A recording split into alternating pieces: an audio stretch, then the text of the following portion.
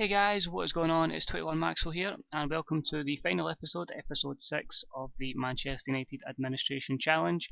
Basically, last couple of weeks, I've kind of neglected the videos a little bit because basically with the release of FIFA, and because I've been powering Total Extreme Wrestling so much, I've basically just lost a bit of interest with FM, so I thought I'll try and soldier through the season, basically get clearance for this, so then I can focus on just my Sheffield United save, and then getting ready for the upcoming release of FM15.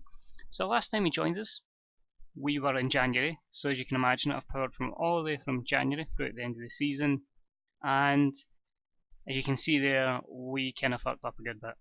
A lot of injuries, a lot of fatigue and lack of depth certainly cost us, and yeah, let's just quickly run through everything. So we started off, FA Cup, Liverpool, lost 1-0 thanks to a Daniel Agger penalty, had more of the shots, equal play. At the end of the day, it's not always a negative losing in the FA Cup because you're out there and your focus is strictly on the Premier League. We then had two dodgy results at home to Man City and then against Swansea as well. Conceding 5 goals in 2 games at home is really bad. You can see Januzaj and Wilson with the goals there, so we're really struggling with depth up front. And then Januzaj and Chris Smalling in the 2-2 draw. We then went to Cardiff, we won 3-2. Danny Welbeck, Adnan again, and Chris Smalling made it 3-2. We got a bit of money again from the board, which allowed us to bring in Andrei Yarmolenko, who he had an alright season, 8 goals in 16 games from the left hand side, and that also allowed us to bring in Kevin Volland as well, for I think it was 12 million. It was 23 million pretty much for the both of them. It's the best we could afford and just really give me more numbers up front, although it didn't really help. So after that, after the games there, after winning 2-0 at Chelsea, a Yarmolenko penalty after Cuadrado gave us the lead, a 0-0 draw at home to Stoke, 2 points dropped. We then beat Arsenal, so I thought, you know, we're doing okay here, you know, there's a good chance we're way in front in the League Championship, we're not going to fuck this up. Drawn at Liverpool, acceptable result with Yarmolenko scoring again. We then took on Victoria Plitzen, 1-4-1, so you're thinking safe passage there. Then it all started to go downhill. 0-0 at home to West Brom, despite having most of the play. We travelled to Sunderland right after that, more of the play, lost 2-0 thanks to Ignacio Sissoko, double. You're thinking to yourself, what is going wrong here? It can't get any worse. We went to Southampton, we lost 4-2. We then drew 2-2 in the return leg in Plitzen, that put us through, so I'm quite happy with that. 2 good wins against West Ham and Norwich, so I'm thinking, right, we've turned up. Our form's in the up, hopefully now we'll just see the title through. We don't know real big games left in the league, if maybe Tottenham was the big one. We took on Real Madrid in the quarter final, 1 each. I was happy with that, you know, it's at home. With the squad we've got, I was never going to expect to beat Real Madrid, so we just see what happened. Dropping points away to Hull.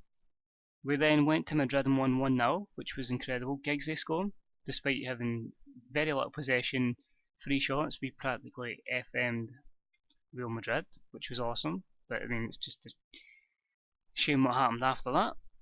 So you're thinking, a great result in Madrid. We then lost the home to Fulham. Lost away to Fulham, which was bad. We then defeated Tottenham by 3-1. Welbeck, Coentrao and De Vries scoring. So again, looking okay.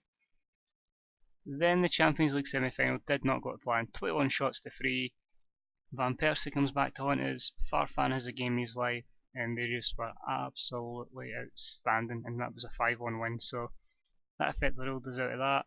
A lucky victory over Aston Villa, and then a good victory over Chelsea in return leg, 1-0 Volland scoring. We lost 5-2 in aggregate, which is pretty gutting, and then the complete capitulation at the end.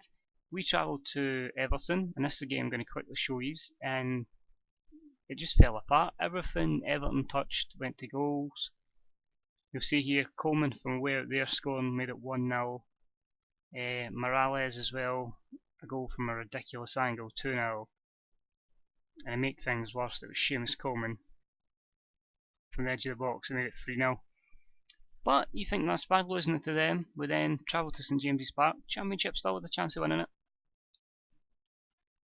And I'm just going to quickly slow down the highlight speed here just so you can see how bad this was. Johan Gurkuf, right, but we're still in the game here when this happens, and De Gea's caught it, absolutely no pressure, distributes it straight to Gouffran, bang, back of the net.